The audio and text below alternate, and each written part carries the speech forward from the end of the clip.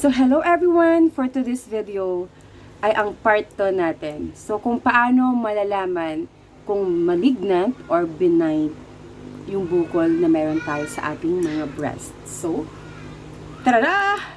Huwag na nating patatagalin pa. So we need, number 1 is ultrasound. Magre-request po ang ating doktor ng ultrasound upang malaman kung ano ang size ni bukol, ano ang status niya, kung may mga kulani sa kilitinit. Yan. Kasi kapag nag-ultrasound, i-ultrasound to, yan, lahat yan. I-ultrasound lahat yan. Ganun, same din sa kabila, i-ultrasound siya. So, yun. Number 1 ay ultrasound. Ang pangalawa ay mammogram. Meron akong listahan para wala akong makalimutan. So, ang pangalawa ay mammogram. So, ang mammogram naman, ito ay gagawin sa mga private hospital. So, kung madaming hospitals sa inyo, mga medical center, yun, mag-canvas po muna kayo, mamili kayo dyan kung saan ang pinakamura. Kung saan ang pinakamura, doon po kayo pumunta dahil malaking tulong po ito sa finances natin. So, ang mammogram naman, huwag kayong matakot kasi sabi ng iba, it's masakit daw, ganito, ganyan. Pero, wala pong masakit sa mammogram. Ang mahirap sa mammogram, yung balance natin. Kasi po tayo ay nakatayo. And then, i-assist naman tayo, may mag-a-assist doon na babae. So, very comfortable, very comfy naman. Aalalayan nila tayo.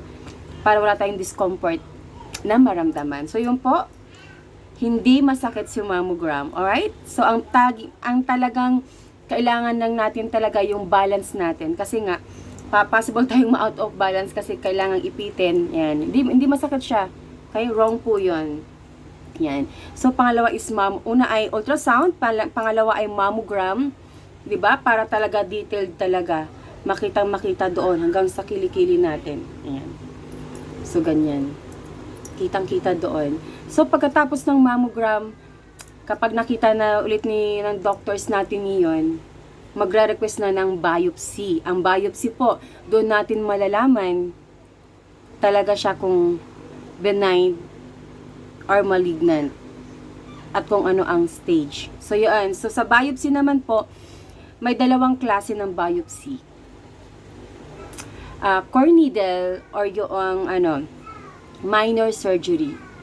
So, sabi ng doktor ko, mas okay daw na core biopsy muna, yung core needle biopsy. Kumbaga, kukuha lang ng sample,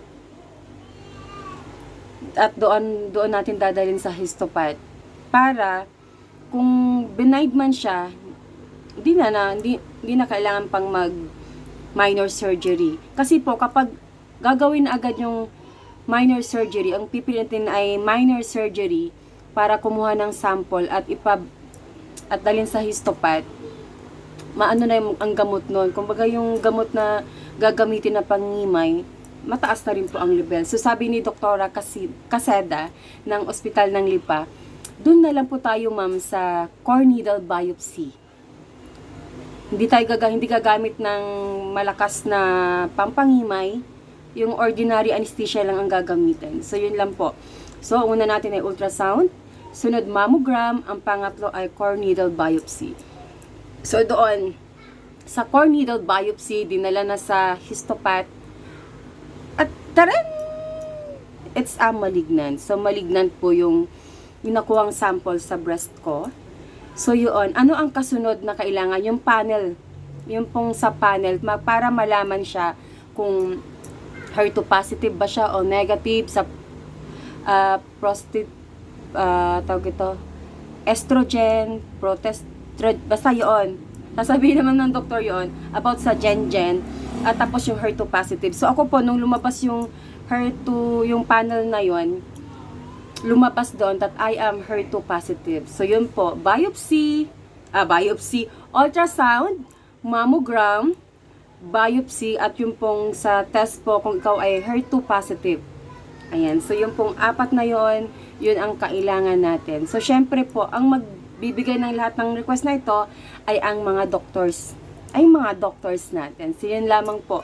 Yun ang kailangan natin upang malaman kung positive tayo sa malignant ba siya or benign, kung positive tayo sa HER2 positive or not. Sa case ko po, stage 2B at HER2 positive. So, yun po yun. Doon po nalaman kung ano ang stage natin, if HER2 positive or not.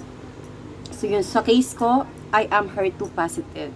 So, yun lamang everyone. So, sa natin talaga, hahanap tayo ng ospital kung saan, kung saan makakatulong sa finances natin. Kung may mga GL dyan sa lugar ninyo, take that opportunity, magtanong-tanong kayo dyan sa lugar ninyo kung saan ang pinakamura at kung saan sa government ninyo ang makakatulong sa finances. Okay? So, yun lamang po. God bless everyone. At always remember na sa laban na ito, kasama natin ang Panginoon. It's not easy. Hindi madali ang sitwasyon natin. Pero, sa pamagitan ng faith natin sa Lord, like me, sa faith ko sa Panginoong Hesukristo, ang lahat ng mabigat na pasan-pasan na dala ko, everyday pinapagaan niya. Although nandun ang sitwasyon, pero magaan dalhin. So, keep the faith. Activate your prayer life. Be patient. And have a self-control. Kailangan natin tong tahakin. Amen. Huwag tayong matatakot. Natural na matakot ka. Matakot ako. Matakot tayong lahat. But that is part of the healing journey. We need to accept the situation para malpatan tayo ng tamang gamot. So, bye everyone. God bless. Yun lamang ang kailangan ng bawat isa upang malaman natin kung benign or malignant yung bukol na meron tayo. Number 1, ultrasound. Number 2, mammogram. Number 3, biopsy. At ang pang-apat, yun yung panel. Para malaman kung HER2 positive ka or not. So, bye everyone. God bless. Hope na makatulong sa bawat isa sa atin. Fighting! Bye! Fighting, fighting. Fighting, fighting, fighting.